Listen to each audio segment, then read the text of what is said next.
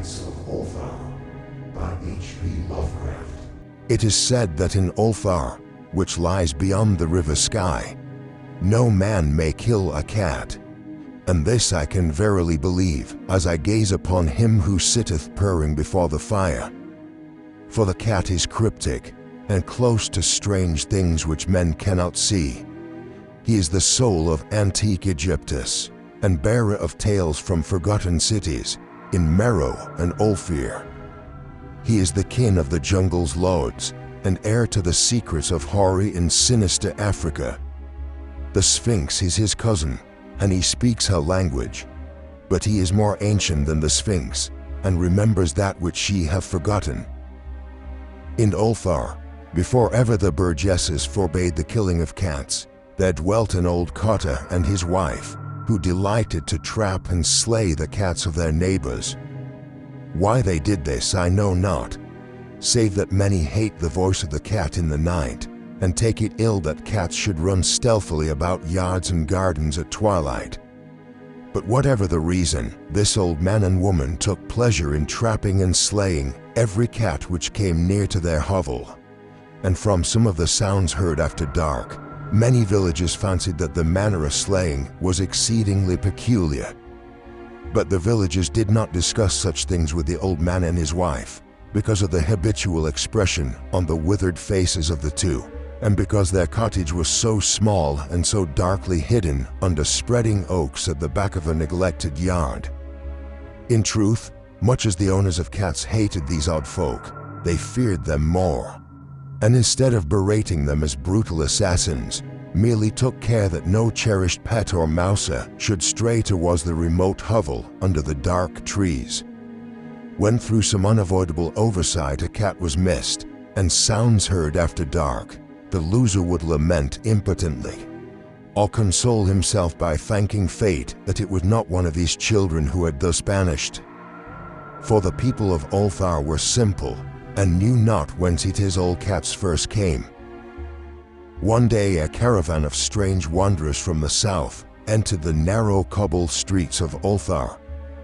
Dark wanderers they were, and unlike the other roving folk who passed through the village twice every year. In the marketplace they told fortunes for silver and bought gay beads from the merchants.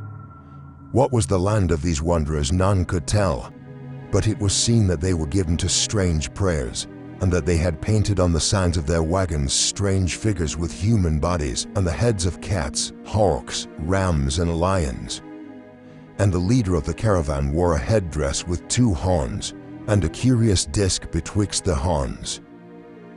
There was in this singular caravan a little boy with no father or mother, but only a tiny black kitten to cherish. The plague had not been kind to him, yet had left him this small fairy thing to mitigate his sorrow. And when one is very young, one can find great relief in the lively antics of a black kitten. So the boy, whom the dark people called Meanies, smiled more often than he wept as he sat playing with his graceful kitten on the steps of an oddly painted wagon. On the 3rd morning of the wanderer's stay in Ulthar, Meanies could not find his kitten, and as he sobbed aloud in the marketplace, certain villagers told him of the old man and his wife, and of sounds heard in the night. And when he heard these things, his sobbing gave place to meditation, and finally to prayer.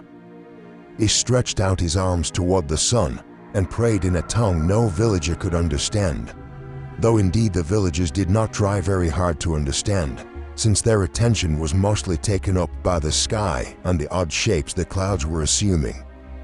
It was very peculiar, but as the little boy uttered his petition, there seemed to form overhead the shadowy nebulous figures of exotic things, of hybrid creatures crowned with horn-flanked discs. Nature is full of such illusions to impress the imaginative. That night, the wanderers left Ulthar and were never seen again. And the householders were troubled when they noticed that in all the village there was not a cat to be found. From each house, the familiar cat had vanished. Cats large and small, black, gray, striped, yellow and white. Old Crannon, the burgomaster, swore that the dark folk had taken the cats away in revenge for the killing of Meany's kitten, and cursed the caravan and the little boy. But Nith, the lean notary, declared that the old cotter and his wife were more likely persons to suspect, for their hatred of cats was notorious and increasingly bold.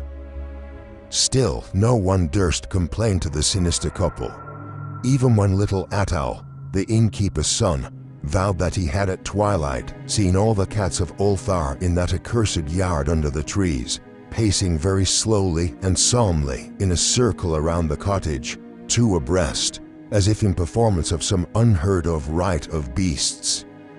The villagers did not know how much to believe from so small a boy, and though they feared that the evil pair had charmed the cats to their death, they preferred not to chide the old cotter till they met him outside his dark and repellent yard.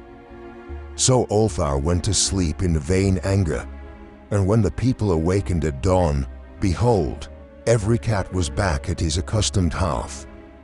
Large and small, black, gray, striped, yellow and white, none was missing. Very sleek and fat did the cats appear, and sonorous with purring content. The citizens talked with one another of the affair, and marveled not a little. Old Crannon again insisted that it was the dark folk who had taken them, since cats did not return alive from the cottage of the ancient man and his wife.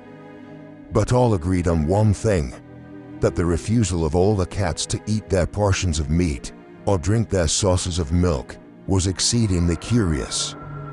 And for 2 whole days the sleek, lazy cats of Ulthar would touch no food, but only doze by the fire or in the sun. It was fully a week before the villagers noticed that no lights were appearing at dusk in the windows of the cottage under the trees. Then the lean Nith remarked that no one had seen the old man or his wife since the night the cats were away. In another week, the burgomaster decided to overcome his fears and call at the strangely silent dwelling as a matter of duty, though in so doing, he was careful to take with him Shang the blacksmith and Thol the cutter of stone as witnesses. And when they had broken down the frail door, they found only this: 2 cleanly picked human skeletons on the earthen floor, and a number of singular beetles crawling in the shadowy corners.